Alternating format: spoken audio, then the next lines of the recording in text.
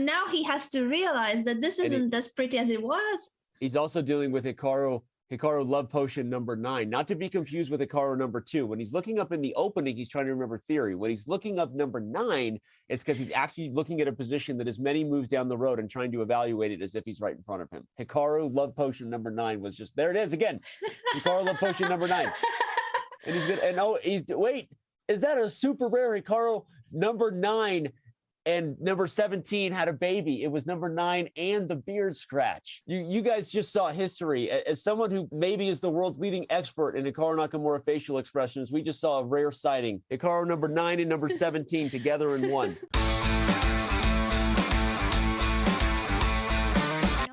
Okay, so I play with the black pieces, so play C4. Let's go here. Plays G3. Okay, I mean, I guess I'll do this one. I'm gonna play this weird knight f6 line just to dodge preparation. Normally I would just go knight b6, but I'm gonna play knight f6 because it's not actually a terrible move and it just kind of dodges some prep. And Jeffrey definitely was prepped for this. Go here. Okay, what do I want to play? A lot of options here.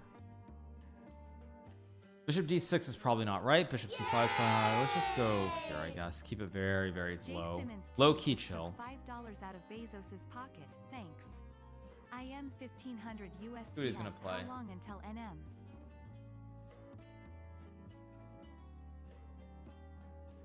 Bishop d6 was also probably a reasonable move, but I'm just trying to play slow chess. Play some slow chess and avoid any kind of weird prep. That's my whole idea.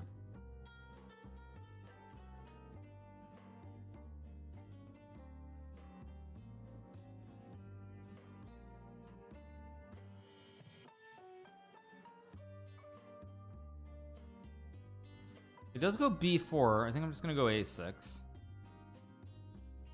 This will castle, play like rook e8 maybe, bishop f8. This isn't really the best way of playing this position, that much is for sure, but okay, let me think. If I do that, go bishop e5, I mean that should be okay. So I'm gonna play this.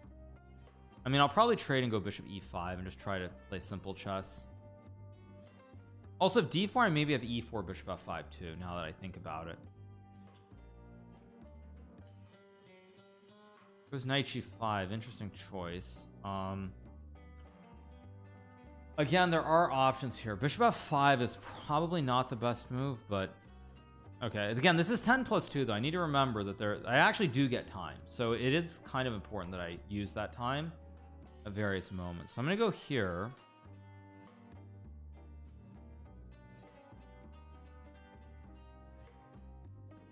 Not even really sure what I'm doing, honestly, in this game. Feels a little bit sketchy.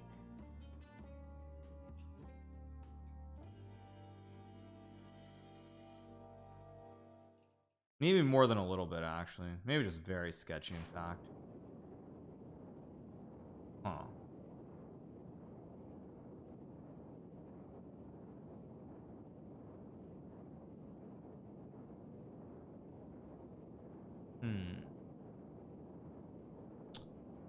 Is not all that attractive.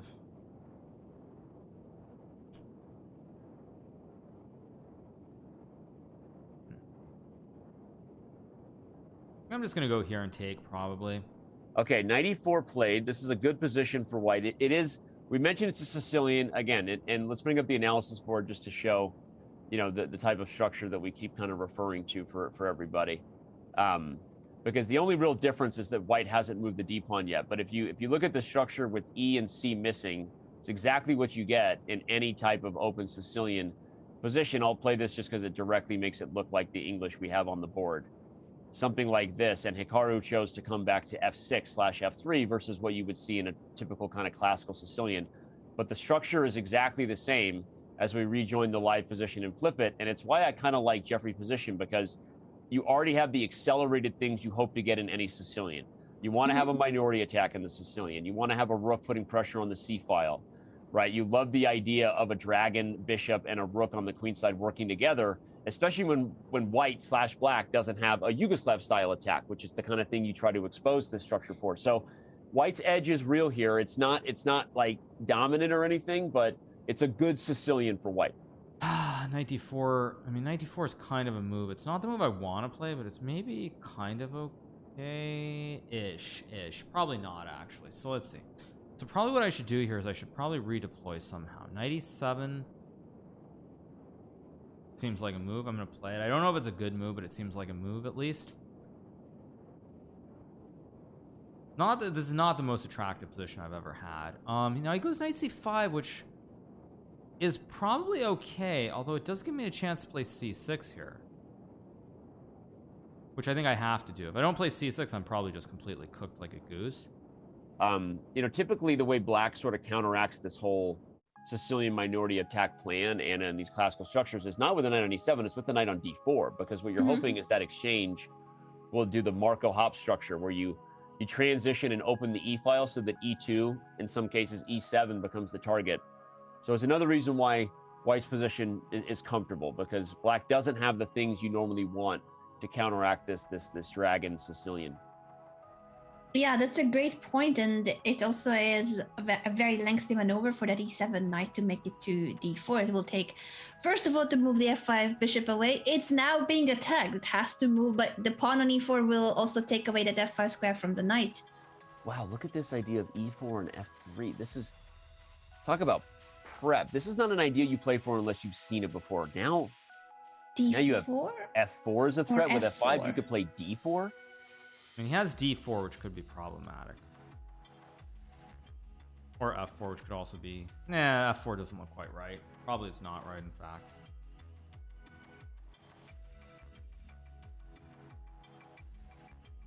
Probably not right.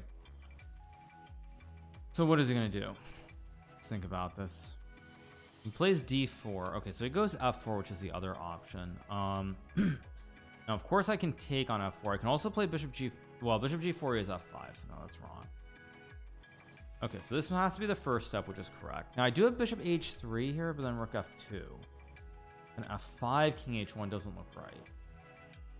My assumption is f5 has to be the right. Again, I need to think about this very carefully. I think f5 is the move. At least I hope it's the move.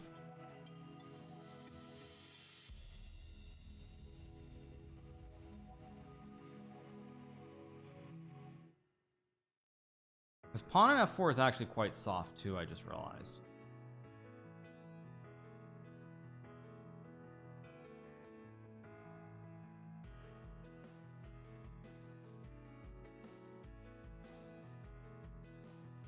Okay, he goes king h1, which I kind of expected. Queen f7 seems like a move. Bishop c8 is maybe also a move. I don't really like it though. My assumption is that I should just go like there and knight g6.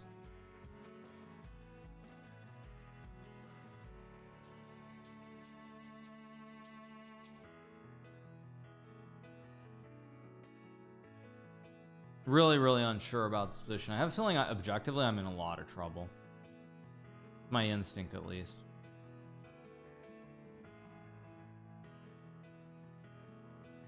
Yeah, my instinct is that probably for a computer, I'm betting this is like +1 or more for white. But for humans in a game where there's not an obvious plan, time's getting a little bit low. There's more room here, I think, for errors. Absolutely. So he takes, which I'm very surprised by. He goes bishop h3. This actually kind of takes me by surprise. I feel like I have something here. So yeah, so I see the idea. He wants queen f3. Okay, so Jeffrey does go for the bishop pair, pins the f5 pawn with it. And you have to be careful if you're Hikaru, because a quick switch, right? Like g file pressure, queen coming out, and the other rook gets over to the e file. This could get tactically just very, very flimsy in a hurry. Yeah, I do like this bishop h3 for the fact that it doesn't allow the knight from e7 to maneuver anywhere else. It's pinning that knight down to the f5 pawn. Because of the pin, you can't move this f5 pawn. I wonder if there's a way, is queen h6 a thing or something to try to poke that bishop, but even that doesn't feel like it's gonna solve everything if anything. No, I like the idea though. I feel like there's some outside shot where like rook g1, g6, queen h5. If the queen lands on h6 there, it's over, right? The problem is bishop is taking f4, so that's a perfectly timed thing. Although there's all kinds of weirdness, right? There's tactics on f5 in these positions. This is funny business. Hikaru is going to take his time to ensure that that he doesn't let it slip, and maybe if queen h5 right away, that would be the real problem. That's what you were saying. So Hikaru has to be super careful here. I think I have to do this, actually. I don't think I have a choice, kind of.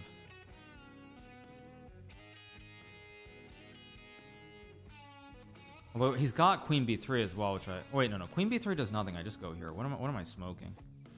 No, I think this is correct.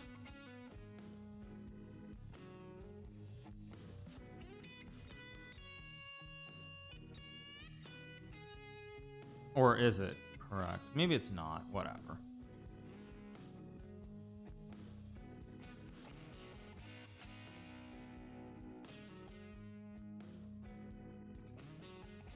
There's rook g1. I thought that was a mistake, actually. I thought I could go here. Oh, he can play bishop f5. Wait, I can actually take the knight, take the bishop, and go king f8? Wait a second. Is this a blunder by Jeffrey? King f8, queen b3. Check king. Maybe it's just a draw, knight b5.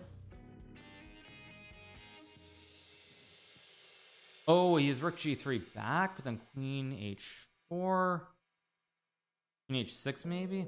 Wait a second. This is tricky.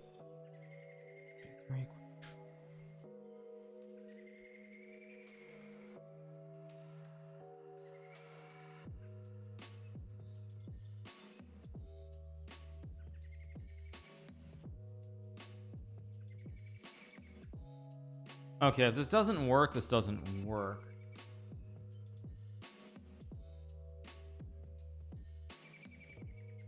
Yeah, if this doesn't work, then so be it. If I'm just missing a way that white's winning, then so be it. I mean, Jeffrey had to have calculated rook g7, rook g3, and be like, I'm winning there. I mean, it looks winning. The bishop is coming in, the queen is coming in. That's why he's surprised that Hikaru took the bishop, because in his calculation, it was a winning line. He missed that rook e2 idea, and now he has to realize that this isn't as pretty as it was. He's also dealing with Hikaru love potion number 9, not to be confused with Hikaru number 2. When he's looking up in the opening, he's trying to remember theory. When he's looking up number 9, it's because he's actually looking at a position that is many moves down the road and trying to evaluate it as if he's right in front of him. Hikaru love potion number 9 was just, there it is again. Hikaru love potion number 9. He's doing it. And Hikaru is going to see. Apparently he's now winning. He sees the whole idea. And he's going to, wait, is that a super rare Hikaru? Number 9 and number 17 had a baby. It was number 9 and the beard scratch. You guys just saw history. As someone who maybe is the world's leading expert in Hikaru Nakamura facial expressions, we just saw a rare sighting. Hikaru number 9 and number 17 together in one. Yeah, I played this in the wrong order. With the king on f8, I have rook e2 and I'm fine. Or do I still have rook e2? Wait, no, maybe I still have rook e2. Wait a second. Because actually, if he goes rook here, it's mate in 1. What am I smoking?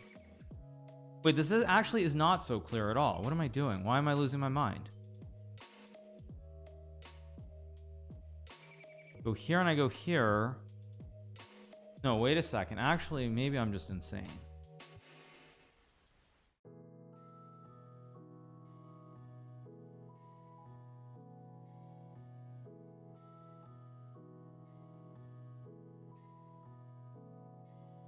Actually, I think I'm insane. Maybe I'm just winning here. I think I'm actually just completely insane. I think I'm just winning. Because it's the same thing. He has to take with check on g7, and then I go king e7. And it doesn't work, I don't think. Okay, so he takes, so of course I go here. He's got no checks. Bishop g7, king e7. I mean, h3 is mate. Like, okay, let me take the mouse off the board so I don't have some horrific mouse slip here. Just to, like, ruin my entire day. I think I'm okay, actually. I'm calculating some lines in my head while he's thinking.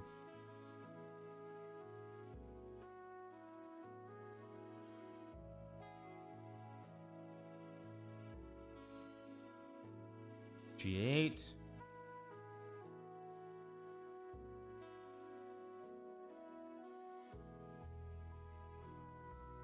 Yeah, so he takes, of course. I go here.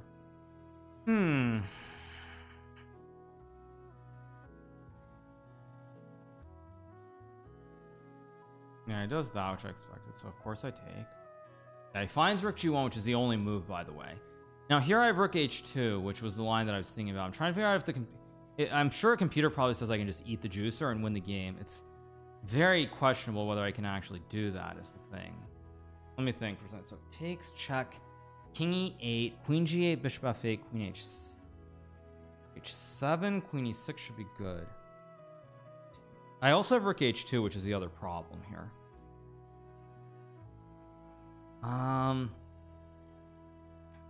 G7, king d8, rook f7. Rook to g1 threatens rook g7. How do you deal with this? If rook f8, I can even take b7. If you take c6, rook g7, you move, and then rook f. I mean, this is not over. I mean, Hikaru's pausing not just to add drama for his Twitch channel. Look at that. The game is already turning around. This was that was such a resourceful idea from Jeffrey. Bishop f6. Yeah. Look at this move. I thought that there was not a single hope there, but Jeffrey finds still a way to make it difficult for crazy. Hikaru. And now it might be Hikaru who didn't find the most precise line, and suddenly it's complex again. It's a chaos. I mean, Jeffrey has refused to go quietly into the night in this game, keeping the pressure. You have to find something now. Black is threatening queen h4, and the game is over on the next move. So White has to find a way to keep pressure. Is it, if you play rook check, the king can't go to d6 because rook e6 wins. And if king d8 is their queen in and queen takes, king takes c6, you can't play rook c1 because the bishop is here. I have no idea what's going on here, but Jeffrey is calculating like a madman right now, trying to save the game. I think now he's realizing that suddenly this is back to square one, where it's anyone's game. And with the king on e7, as much as it is a delayed pawn cloud, I don't think that Hikaru actually wants the king to be there. No, not at all. King h3. Although now I can take as well, but I mean, wait.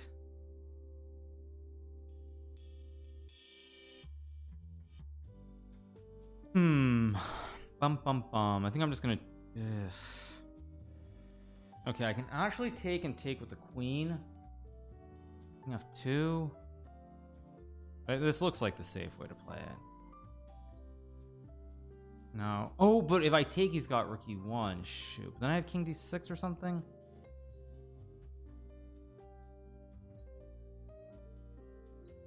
I also have king f8, I think. I think I misplayed this, though. Yeah, I mean, I completely misplayed this.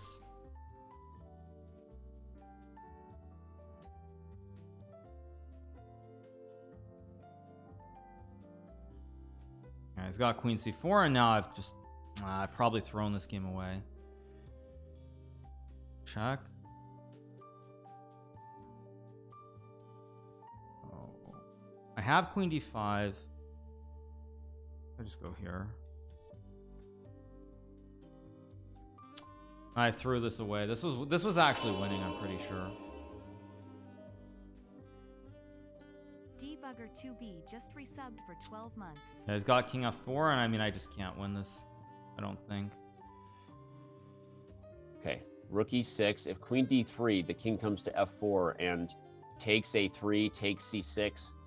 You know what's funny about that is it's a drawn endgame because the b pawn will be traded for the a pawn, and you can't win with these two pawns. Oh, even if White doesn't win the pawn, that's a theoretical draw. Yeah. It's one of those weird ones when even 2 extra pawns in a rook endgame would not be enough. Rook e6.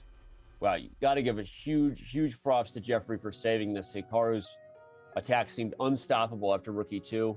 I think we're going to get a draw, and we might be headed for Blitz, boys and girls. Let's do it. More chess. I can't more believe. chess. More chess. More chess. More chess, and more Hess Harmons, please. You guys, you think if we start a chant, "We want Hess, we want Hess," he'll join the show? Maybe. Hess. We want Hess. We want Hess. We want Hess. There's no chess without Hess. We all know that. You can't chant chess without Hess, so I'll text him now, but we'll see. He wasn't planning on being a guest today. He's probably doing something important, going to, Bed Bath & Beyond. He just moved. He's got to get a new bedroom set. I get it.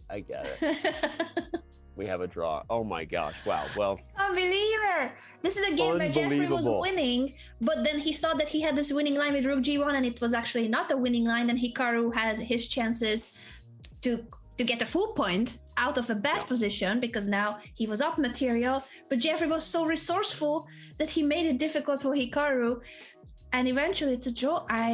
I'm just thankful that we get another game. Kind of annoying, actually. I had a feeling pawn takes was winning.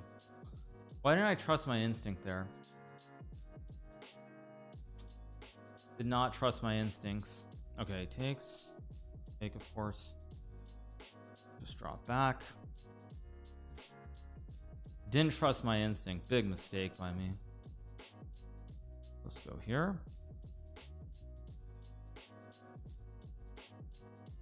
D8, logical move. Let's go here. I always have knight f3 later as well, so it shouldn't be a big deal. It's more a question of which knight do I put on f3. That's really the big question mark. Queen e7, interesting choice.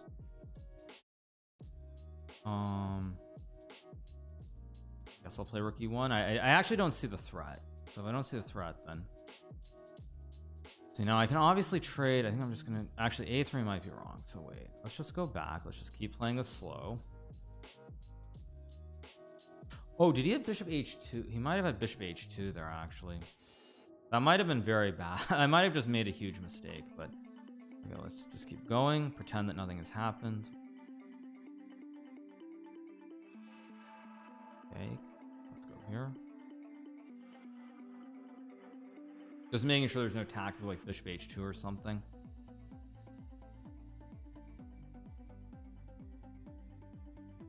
I think he might have had bishop h2 and queen. He might have had bishop h2 and a queen h4. I have a feeling he did actually. And he does this one, which I think actually gives me queen d4 maybe. Oh, but then he can go rook g. Oh, whatever. Let's just play it.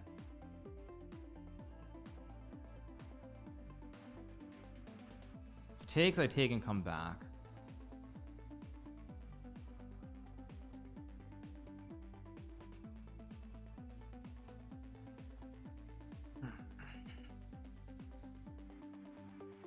Okay, he does do that, so I'm gonna go here. So he still can't take and play rook h6 because he gets mated. He can't go rook d6 because he gets mated. Okay, so what happened here? We had a transition to a middle game where white's a little better. Otherwise, the symmetrical structure doesn't lead too much for either player. But something feels really odd about Jeffrey's spot. This rook on g6 just doesn't feel good. Yeah, and the fact that Hikaru has the heavy pieces doubled on the d file, attacking the bishop, and it's holding on black setup for now, but there's something that feels not quite right about it. With even if the d7 bishop moves, that is a pin on the d file. There's just something a little bit. It feels like you're defending everything, but just by a tiny thread. Yeah, and I guess he's gonna try to justify the rook's position by. I mean, if you played bishop f3 and put a rook over, you're all in with an attack. As a way to say, no, I like where my rook is, but something just feels odd. It feels like a very flimsy position with targets here, the rook in front of the pawn structure. And okay, I mean, super grandmasters can play this way without blundering. Not me. But look at, I mean, Jeff is all in on this. He's like, no, everything is what I planned. These pieces are where they meant to be, but Hikaru sacks the exchange. All right. right, let's see. So the queen cannot take it because the e8 rook was hanging. But rook takes d6 and bishop a3. He is winning the exchange back with this skewer. He's also kind of running out of time too.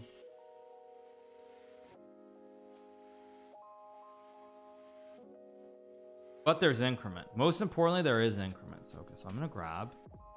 Oh wait, does he? No, rook c6. I just take. No, there's almost a trick. Plays h3. Interesting. I can obviously take and go bishop f1. I can also just go back right away. Let's go back. There's no checkmate as far as I can tell. Now I can go queen c5, which I think is winning. No, he's got rook d8. But so what? Oh, do I have rook c6? Wait, do I have rook c6 here? Wait, rook c6? Yes, rook c6.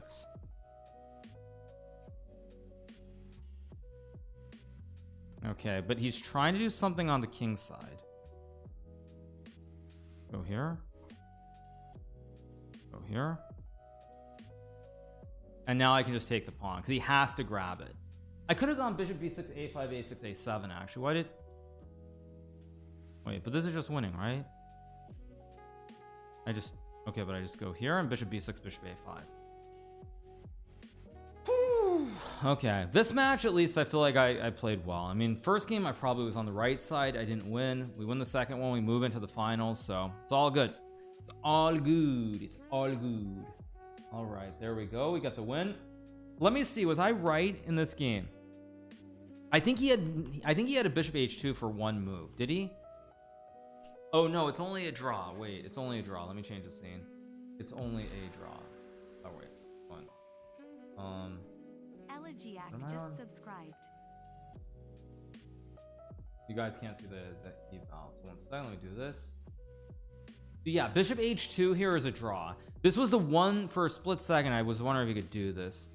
Oh, but I guess I go here and knight 4 f3 and okay, I go here and I guess it's a draw, but all right, whatever. Thank you so much to Elegiaque for the gifted sub. Thank you so much.